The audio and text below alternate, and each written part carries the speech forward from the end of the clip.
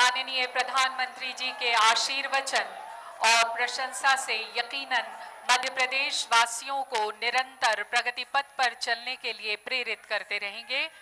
वचन हर मध्य प्रदेश वासी का कि हम आपकी आशा को कभी धूमिल नहीं होने देंगे। माननीय प्रधानमंत्री जी और सभी गणमान्य अतिथियों का हृदय से आभार।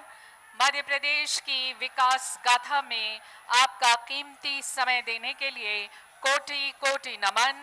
माननीय प्रधानमंत्री जी और विशिष्ट अतिथियों का हम हृदय से आभार व्यक्त करते हैं।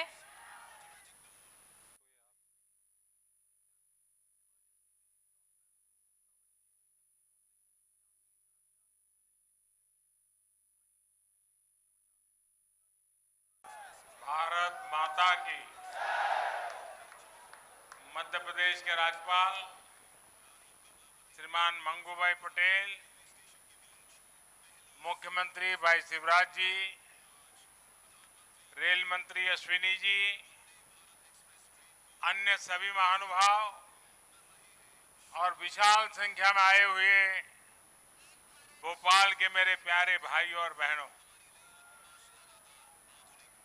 सबसे पहले मैं इंदौर मंदिर में रामनवमी का जो हादसा हुआ,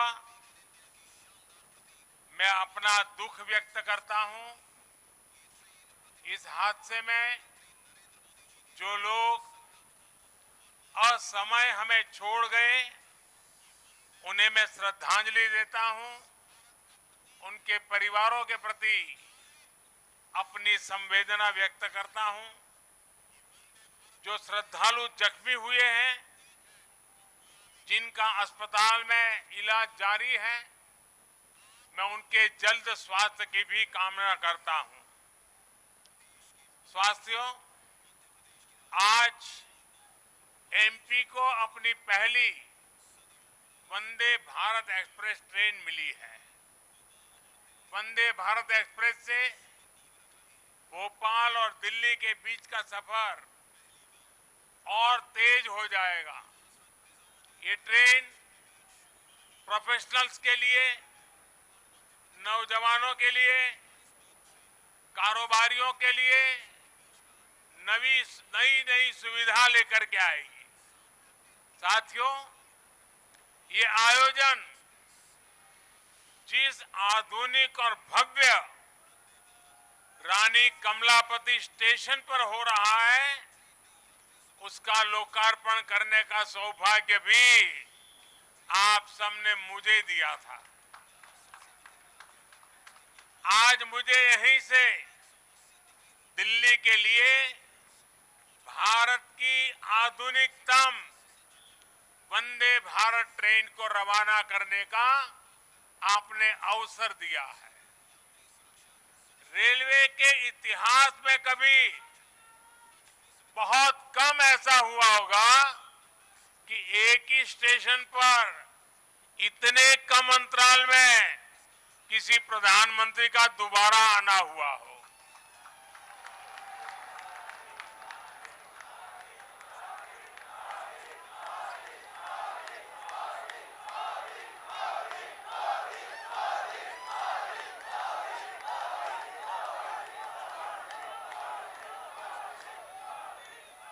लेकिन आधुनिक भारत में नई व्यवस्थाएं बन रही है, नई परंपराएं बन रही है। आज का कार्यक्रम इसी का भी एक उत्तम उदाहरण है। साथियों, अभी यहां मैंने जो यात्री के रूप में हमारे स्कूल के बच्चे जा रहे थे, कुछ पल उनके बीच बताया, उनसे संवाद भी किया। उनके भीतर इस ट्रेन को लेकर जो उत्सुकता थी, उमंग थी, वो देखने योग्य थी। यानी एक तरह से वंदे भारत ट्रेन विकसित होते भारत की उमंग और तरंग का प्रतीक है। और आज जब ये कार्यक्रम तय होता था, मुझे बताया गया कि 1 तारीख को कार्यक्रम है। मैंने कहा भाई 1 अप्रैल को क्यों रखते हो? जब अखबार में खबर आएगी कि 1 अप्रैल को मोदी जी वंदे भारत ट्रेन को झंडी दिखाने वाले हैं तो हमारे कांग्रेस के मित्र जरूर बयान देंगे ये मोदी तो अप्रैल फूल करेगा।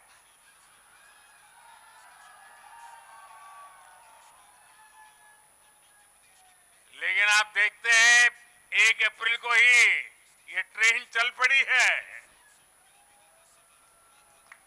साथियों, ये हमारे कौशल, हमारे सामर्थ्य, हमारे आत्मविश्वास का भी प्रतीक है। और भोपाल आने वाली ये ट्रेन तो पर्यटन को सबसे ज्यादा मदद करने वाली है। इससे सांची स्तूप, भीमबेटका, भोजपुर और उदयगिरी गुफा जैसे पर्यटन स्थलों में आवाजाही और बढ़ने वाली है। और आपको पता है कि पर्यटन बढ़ता है तो रोजगार के अनेक अवसर बढ़ने लग जाते हैं, लोगों की आय भी बढ़ती है। यानी ये वंदे भारत लोगों की आय बढ़ाने का भी माध्यम बनेगी, क्षेत्र के विकास का माध्यम भी बनेगी। साथियों, 21वीं सदी का भारत अब नई सोच, नए अप्रोच के साथ काम कर रहा है। पहले की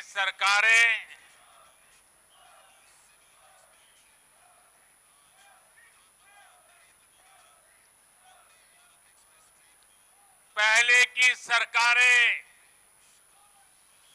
तुष्टीकरण में ही इतना व्यस्त रही कि देशवासियों के संतुष्टीकरण पर उनका ध्यान ही नहीं गया। वे वोट बैंक के तुष्टीकरण में जुटे हुए थे। हम देशवासियों के संतुष्टीकरण में समर्पित है। पहले की सरकारों में एक और बात पर बड़ा जोर रहा, वो देश के एक ही परिवार को देश का प्रथम परिवार मानती रही। देश के गरीब परिवार, देश के मध्यम वर्गीय परिवार, उन्होंने अपने हाल पर ही छोड़ दिया था। इन परिवारों की आशाएं, अपेक्षाएं, उन्हें पूछने वाला ही कोई नहीं था। इसका जीता जागता उदाहरण रही है हमारी भारतीय रेलवे। दरअसल सामान्य भारतीय परिवार की सवारी है।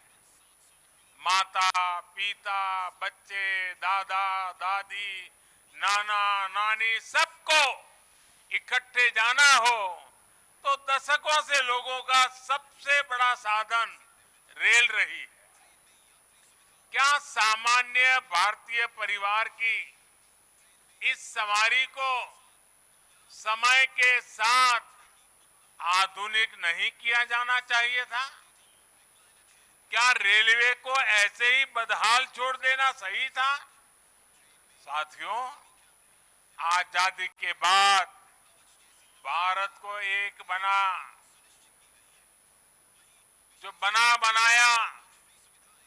बहुत बड़ा रेलवे नेटवर्क मिला था। तब की सरकारें चाहती तो बहुत तेजी से रेलवे को आधुनिक बना सकती थी, लेकिन राजनीतिक स्वार्थ के लिए, लोक लुभावन वादों के लिए रेलवे के विकास को ही बलि चढ़ा दिया गया। हाल तो ये थी कि आजादी के इतने दशकों बाद भी हमारे नॉर्थ ईस्ट के राज्य ट्रेन से नहीं जुड़े थे। साल 2014 में जब आपने मुझे सेवा का अवसर दिया तो मैंने तय किया कि अब ऐसा नहीं होगा, अब रेलवे का कायाकल्प होके रहेगा।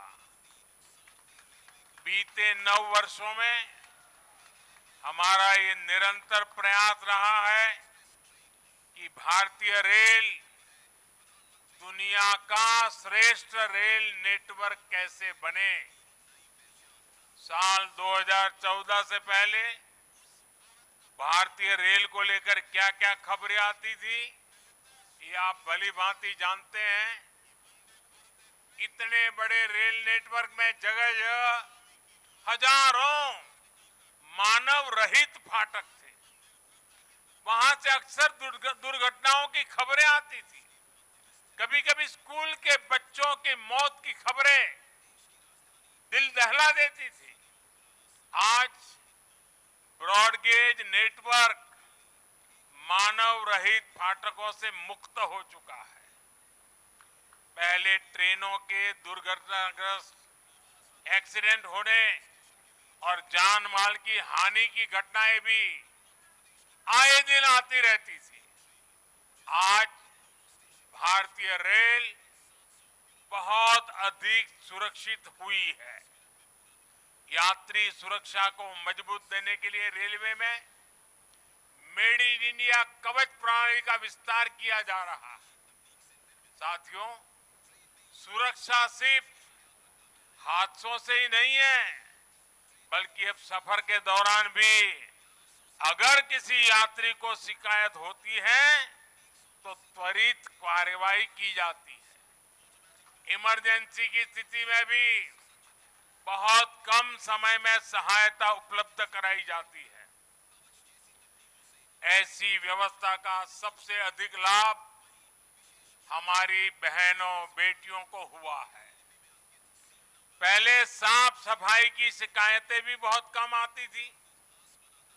रेलवे स्टेशनों पर थोड़ी देर रुकना भी सजा जैसा लगता था। ऊपर से ट्रेनें कई कई घंटे लेट चला करती थी। आज साफ सफाई भी बेहतर और ट्रेनों के लेट होने की शिकायतें भी निरंतर कम हो रही है। पहले तो स्थिति ये थी, लोगों ने शिकायत करना ही बंद कर दिया था, कोई सुनने वाला ही नहीं था। आपको याद होगा, पहले टिकटों की कालाबाजारी तो शिकायतों में सामान्य बात थी। मीडिया में आए दिन इससे जुड़े स्टिंग ऑपरेशन दिखाए जाते थे। लेकिन आज टेक्नोलॉजी का उपयोग कर हमने ऐसी अनेक समस्याओं का समाधान किया है। साथियों, आज भारतीय रेलवे देश के छोटे शिल्पकारों और कारीगरों के उत्पादों को देश के हर कोने तक पहुंचाना का भी बड़ा माध्यम बन रही है। वन स्टेशन वन प्रोडक्ट, इस योजना के तहत जिस क्षेत्र में वो स्टेशन है, वहां के प्रसिद्ध कपड़े, कलाकृतियां, पेंटिंग, हस्तशिल्प, बर्तन आदि यात्री स्टेशन पर ही खरीद सकते हैं। इसके भी देश में करीब करीब 600 आउटलेट बनाए जा चुके हैं। मुझे खुशी है कि बहुत ही कम समय में इनसे 1 लाख से ज्यादा यात्री खरीदारी कर चुके हैं। साथियों, आज भारतीय रेल देश के सामान्य परिवारों के लिए सुविधा का पर्याय बन रही है। आज देश में अनेकों रेलवे स्टेशनों का आधुनिकीकरण किया जा रहा है। आज देश के 6000 स्टेशनों पर वाईफाई की सुविधा दी जा रही है। देश के 900 से ज्यादा प्रमुख रेलवे स्टेशनों पर सीसीटीवी लगाने का काम पूरा हो चुका है। हमारी ये वंदे भारत एक्सप्रेस तो पूरे देश में हमारी युवा पीढ़ी में सुपर हिट हो चुकी है। साल भर इन ट्रेनों की सीटें फूल जा रही हैं। देश के हर कोने से वंदे भारत चलाने की मांग की जा रही है। पहले सांसदों की चिट्ठियां आती थी, तो चिट्ठी क्या आती थी? सांसद लिखते थे फलानी ट्रेन ये स्टेशन पर रोकने की व्यवस्था हो, अभी 2 स्टेशन पर रुकती है, 3 पर रोकने की व्यवस्था हो, यहां रोकी जाए वहां रोकी जाए, यही आता था। आज मुझे गर्व है, मुझे संतोष है जब सांसद चिट्ठी लिखते हैं और मांग करते हैं कि हमारे यहां भी वंदे भारत जल्दी से जल्दी चालू हो। साथियों, रेलवे यात्रियों की सुविधाएं बढ़ाने का ये अभियान लगातार बहुत तेज गति से चल रहा है। इस साल के बजट में भी रेलवे को रिकॉर्ड धनराशि दी गई है। एक समय था जब रेलवे के विकास की बात होते ही घाटे की बात की जाती थी, लेकिन अगर विकास की इच्छा शक्ति हो, नियत साफ हो और निष्ठा पक्की हो तो नए रास्ते भी निकल ही आते हैं। बीते 9 वर्षों में हमने रेलवे के बजट को लगातार बढ़ाया है। मध्य प्रदेश के लिए भी इस बार 13,000 करोड़ रुपए से अधिक का रेलवे बजट आवंटित किया गया है, जबकि 2014 से पहले मध्य प्रदेश के लिए हर वर्ष औसतन 600 करोड़ रुपया, आप बताइए 600 करोड़ रुपए रेलवे बजट था। कहां 600 और कहां आज 13,000 करोड़। साथियों, आज रेलवे में कैसे आधुनिकीकरण हो रहा है, इसका एक उदाहरण इलेक्ट्रिफिकेशन का काम भी है। आज आप आए दिन सुन रहे हैं कि देश के किसी न किसी हिस्से में रेलवे नेटवर्क का 100% बिजलीकरण हो चुका है। जिन 11 राज्यों में 100% बिजलीकरण हो चुका है, उसमें मध्य प्रदेश भी शामिल है। 2014 से पहले हर साल एवरेज 600 किलोमीटर रेलवे रूट का इलेक्ट्रिफिकेशन होता था। अब हर साल औसतन 6,000 किलोमीटर का इलेक्ट्रिफिकेशन हो रहा है। ये है हमारी सरकार के काम करने की रफ्तार।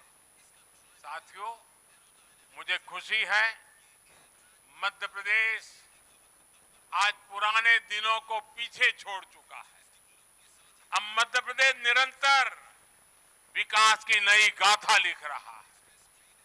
खेती हो या फिर उद्योग, आज एमपी का सामर्थ्य भारत के सामर्थ्य को विस्तार दे रहा है।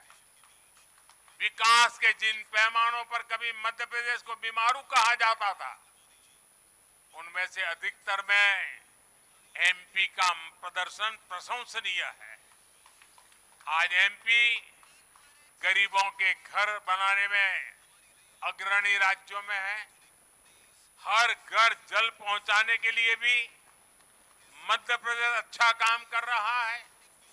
गेहूं सहित अनेक फसलों के उत्पादन में भी हमारे मध्य प्रदेश के किसान नए रिकॉर्ड बना रहे हैं। उद्योगों के मामले में भी अब ये राज्य निरंतर नए कीर्तिमानों की तरफ बढ़ रहा है। इन सब प्रयासों से यहां युवाओं के लिए अनंत अवसरों की संभावनाएं भी बन रही है। साथियों, देश में विकास के लिए हो रहे इन प्रयासों के बीच आप सभी देशवासियों को एक और बात की ओर भी ध्यान खिंचवाना चाहता हूं। हमारे देश में कुछ लोग हैं जो 2014 के बाद से ही ये ठान कर बैठे हैं और पब्लिकली बोले भी हैं और उन्होंने अपना संकल्प घोषित किया है। क्या किया है? उन्होंने अपना संकल्प घोषित किया है, हम मोदी की छवि को धूमिल करके रहेंगे।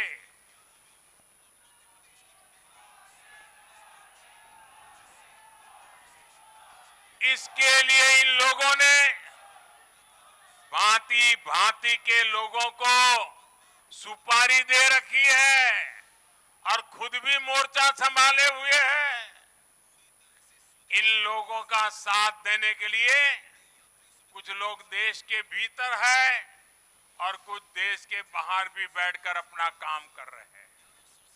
ये लोग लगातार कोशिश करते रहे हैं कि किसी तरह मोदी की इमेज को धूमिल कर दें, लेकिन आज भारत के गरीब, भारत का मध्यम वर्ग, भारत के आदिवासी, भारत के दलित, पिछड़े, हर भारतीय आज मोदी का सुरक्षा कवच बना हुआ है। और इसीलिए ये लोग बौखला गए हैं। ये लोग नए नए पैंतरे अपना रहे हैं। 2014 में उन्होंने मोदी की इमेज, मोदी की छवि धूमिल करने का संकल्प लिया। अब इन लोगों ने संकल्प ले लिया है, मोदी तेरी कब्र खुदेगी। इनकी साजिशों के बीच आपको, हर देशवासी को देश के विकास पर ध्यान देना है, राष्ट्र निर्माण पर ध्यान देना है। हमें विकसित भारत में मध्य प्रदेश की भूमिका को और बढ़ाना है। ये नई वंदे भारत एक्सप्रेस इसी संकल्प का ही एक हिस्सा है। एक बार फिर मध्य प्रदेश के सभी नागरिक भाइयों बहनों को, भोपाल के नागरिक भाई बहनों को इस आधुनिक ट्रेन के लिए बहुत बहुत बधाई। हम सभी का सफर मंगलमय हो, यही शुभकामना के साथ बहुत बहुत धन्यवाद।